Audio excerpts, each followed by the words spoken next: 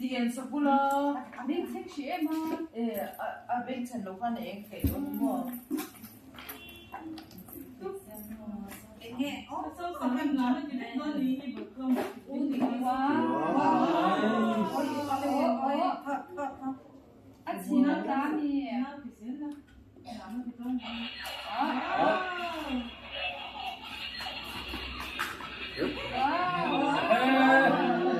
có thầy mà đi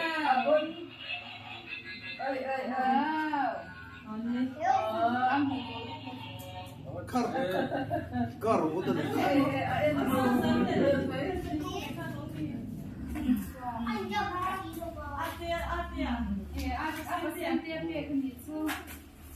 có phát chào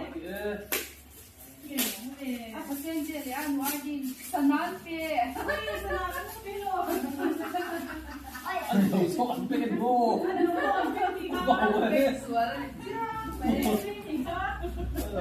nó tôi bảo cái thế này tôi nên tiền số anh không đó thì không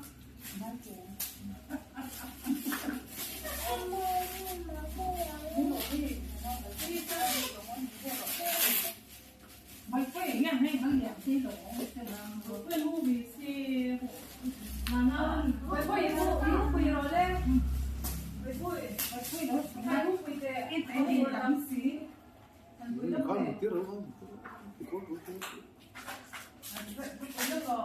Eu sou me boy.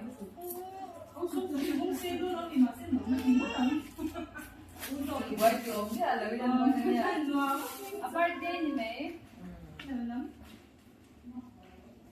Ó.